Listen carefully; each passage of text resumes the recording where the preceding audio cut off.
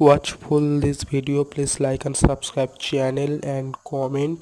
এটা হচ্ছে একটা পাওয়ার প্লেট, ভগবান ঈশ্বরের একটা পাওয়ার প্লেট দেখতে পাচ্ছ।